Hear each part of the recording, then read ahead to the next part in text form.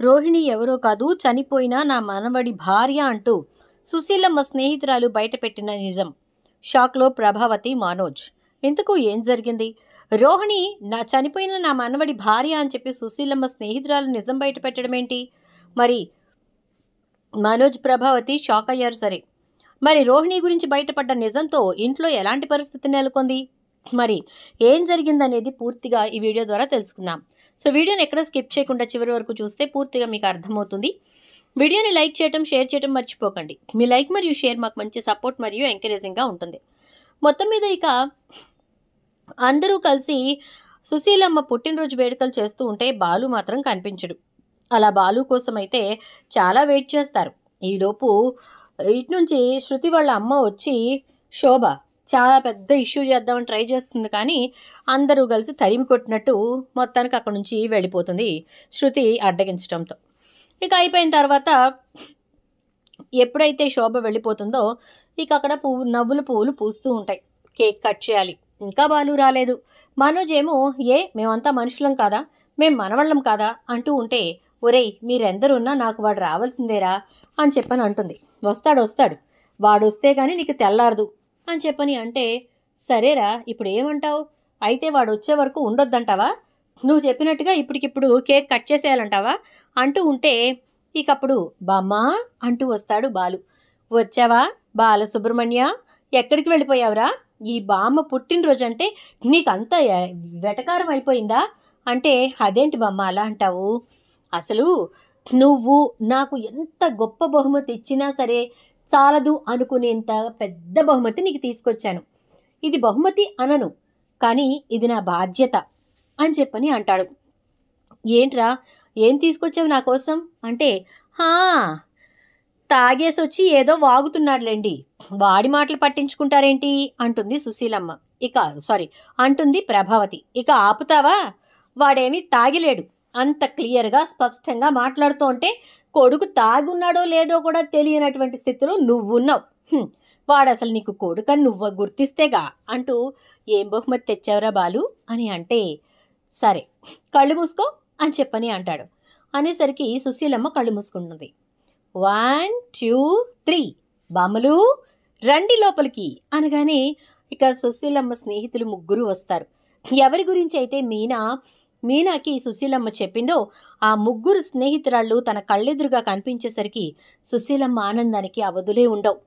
ఇది నా జీవితంలో, నా జన్మలో నేను మర్చిపోలేనటువంటి బహుమతినిచ్చావురా బాలు, నిజంగా ఇది నువ్విచ్చిన గొప్ప వరం అని అనుకుంటాను. నేను ఇది తీరకుండానే నేను వెళ్ళిపోతానేమో అనుకున్నానురా అంటే, ఊరుకో డార్లింగ్, నేనుండగా నువ్వెక్కడికి వెళ్తావు, నా షీలా డార్లింగ్ ఎప్పుడు నాతోనే ఉంటుంది, ఓకే హ్యాపీయా అని అనేసరికి, చాలా చాలా హ్యాపీరా అంటూ ఇక వాళ్ళతో కూర్చుని ముచ్చట్లు పెట్టేస్తుంది సుశీలమ్మ. అమ్మా కేక్ కట్ చేయమ్మా అంటాడు సత్యం. మామయ్య గారు, ఇప్పుడు బామ్మగారికి కేక్ కాదు కదా, మనం ఎవ్వరం కనిపించాం అంటూ మీనా అనేసరికి, అవునే మీనా, ఎవ్వరూ కనిపించరు, నాకు వాళ్ళు తప్ప ఎవ్వరూ కనిపించట్లేదు, మా చిన్ననాటి జ్ఞాపకాలు అని చెప్పని అంటూ ఇక సుశీలమ్మ ఒక్కొక్కటి గుర్తు తెచ్చుకుంటూ చిన్నప్పుడు వాళ్ళు ఆడుకున్న ఆటల దగ్గర నుంచి చదువుకోవటానికి పాఠశాలకు వెళ్ళినప్పుడు ఆడినటువంటి కట్టిన గుజ్జన గుళ్ళ గురించి ఇలా చాలా చాలా జ్ఞాపకాలు గుర్తు తెచ్చుకుంటుంది సుశీలమ్మ. నిజంగానే చిన్ననాటి మధుర స్మృతులు ఎప్పటికీ మన జీవితంలో తిరిగి రానివి కదా, అందుకే పిల్లల్ని బాల్యాన్ని ఆస్వాదించనివ్వాలి. ఇవాళ అందరూ కూడా స్కూల్ అని, కిండర్ గార్డెన్ అని, నర్సరీ అని పిల్లల్ని స్కూళ్ళకి తోలేస్తూ వీళ్ళు ప్రశాంతంగా పనిచేసుకోవచ్చు అనుకుంటున్నారు, కానీ వాళ్ళ బాల్యాన్ని చిదిమిస్తున్నాం అనేది మాత్రం గుర్తించట్లేదు, ఈవెన్ నాతో సహా. సో ఇది చిన్న కోట్ మాత్రమే, ఏమీ అనుకోకండి. అయితే మొత్తానికి వాళ్ళు బాగా గుర్తు తెచ్చుకుని చాలా విషయాలు మాట్లాడుకుంటారు. ఇక సుశీలమ్మ, ఇప్పుడు నా సంతానాన్ని చూపిస్తాను ఉండండి అంటూ, ఒరే మనవళ్ళు పక్కనే మనవరాళ్ళు, కొడుకు కోడలు వచ్చి నుంచోండి, కోడలు స్నేహితురాలు కూడా అని చెప్పని అనేసరికి ఇక కామాక్షి పక్కనే ప్రభావతి, సత్యం ఇక అలా వరసే నుంచుంటారు. ఇదిగోనే ఇది నా కోడలు స్నేహితురాలు కామాక్షి, ఈ ఇంట్లో ఏం జరిగినా తను లేకుండా మాత్రం ఏదీ జరగదు అంటే, థ్యాంక్స్ అండి, మొత్తానికి నన్ను గుర్తించారు అని అంటుంది. ఇక తర్వాత, ఇది నా కోడలు ప్రభావతి, చూస్తున్నావుగా, నా కొడుకు సత్యానికి భార్య, ఇదిగో ఈ సంతతి మొత్తానికి తల్లి అని చెప్పని అంటుంది. ఇక తన స్నేహితురాళ్ళంతా చూస్తూ ఉంటారు. ఈ తర్వాత, ఇదిగో వీడు పెద్ద కొడుకు మనోజ్, అంటే నా పెద్ద మనవడు. వీడు ఈ మధ్యనే ఒక బిజినెస్ స్టార్ట్ చేశాడులే. ఎప్పుడూ ఏదో ఒకటి చేద్దామని ఆలోచిస్తూనే ఉంటాడు. ఆలోచనల నుంచి ఈ మధ్యకాలంలో ఒక బిజినెస్ వచ్చింది, అది చేస్తున్నాడు. ఇదిగో ఈ అమ్మాయి రోహిణి అని అంటే, ఈ అమ్మాయి పేరు రోహిణియా అని చెప్పని సుశీలమ్మ స్నేహితురాళ్లలో ఒక ఆవిడ అంటుంది. అవును, రోహిణి. తను మా మనోజ్ భార్య. తను ఒక బ్యూటీ పార్లర్ నడుపుతోంది. ఇదిగో నన్ను ఇలా తయారు చేసింది కూడా తనే అని చెప్పని అంటుంది. రోహిణియా, మీది ఏ ఊరు అని సుశీలమ్మ స్నేహితురాలు ఒక ఆవిడ అడిగేసరికి, తను ఇక్కడ కాదే, మలేషియా వాళ్ళది అని చెప్తుంది. మలేషియానా అంటూ అనుమానంగా చూస్తూ ఉంటుంది. ఈలోపు, ఇదిగో వీడు నా బాలు, చూస్తున్నారుగా, నా బాలసుబ్రహ్మణ్యం. వీడే నా ప్రియమైన మనవడు. ఇదిగో ఇది వాడి భార్య మీనా, ఇది నా ప్రియమైన మనవరాలు అని చెప్పని అంటూ, వీడు రవి, నలభీమా అని చెప్పి మా బాలుగాడు ముద్దుగా పిలుస్తాడు. వీడేమో వంటలు చేసేటటువంటి చదువేదో చదువుకున్నాడు. ఏంట్రా అది అంటే, హోటల్ మేనేజ్మెంట్ బామ్మ అంటాడు. ఇదిగో ఈ అమ్మాయి పేరు శృతి, రవికి భార్య. కోకిల కంఠం. ఏంటంటే, మనం టీవీల్లో సీరియళ్ళు చూస్తాం కదా, దానికి వెనకాల మాటలు వస్తూ ఉంటాయే, అవన్నీ ఈ పిల్లే చెప్తూ ఉంటుంది అని చెప్తుంది. ఇక వాళ్ళంతా కూడా, అబ్బో చాలా మంచి మంచి సంబంధాలే చేశావే మనవాళ్ళకి అని చెప్పని అంటే, ఏదో చేశాంలే, అందరూ వాళ్ళు ఇష్టపడి చేసుకున్నాయే, మా బాలు మాత్రమే వాళ్ళ నాన్న చెప్పిన సంబంధం చేసుకున్నాడు. ఇక ఇదిగో నా ముద్దుల మనవరాలు, నా కొడుక్కి ఏకైక కూతురు మౌనిక అని చెప్పని అంటే, నీ భర్త రాలేదమ్మా అంటారు. రాలేదండి అని అంటూ, బామ్మ ఇక నేను బయలుదేరుతాను అంటే, సరే జాగ్రత్త, సరేనా బాలు, దాన్ని దించేసిరా అని అంటుంది.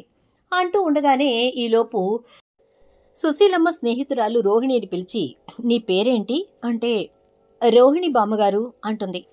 నీ పేరు కళ్యాణి కదూ అని చెప్పని అంటుంది. ఒక్కసారిగా షాక్ అయిపోతుంది రోహిణి. కళ్యాణి ఎవరు, నాకు అర్థం కావట్లేదు బామ్మగారు అంటే, వాళ్ళది మలేషియానే, ఇక్కడ కాదు, నువ్వు కళ్యాణి అంటావేంటి అంటుంది సుశీలమ్మ. ఏం మలేషియా, మన ఊరి పక్కూరే వీళ్ళది, వీళ్ళమ్మ పేరు సుగుణమ్మ.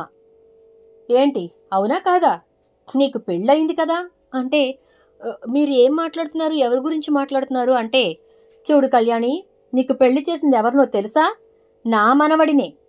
వాడు చనిపోయిన తర్వాత ఇక మీతో మాకు సంబంధాలు వద్దు, ఇలా పెళ్లి చేశామో లేదో అలా వాడు ప్రాణాలు వదిలాడు అని చెప్పి మా వాళ్ళంతా మిమ్మల్ని వదిలించుకున్నారు. నాకు గుర్తులేదనుకున్నావా సుసి, నీకు తెలీదే, ఈ అమ్మాయి పేరు కళ్యాణి, వీళ్ళ అమ్మ పేరు సుగుణమ్మ. తండ్రి లేని పిల్ల అని చెప్పి రూపాయి కట్నం లేకుండా మా మనవడికిచ్చి పెళ్లి చేశాం. తీరా చేసిన తర్వాత ఏం జరిగిందో తెలుసా, పొలంలో ట్రాక్టర్ తోలుతూ ఉండగా ట్రాక్టర్ తిరగబడి చనిపోయాడు అని చెప్పేసరికి ఒక్కసారిగా రోహిణి షాక్ అవుతుంది.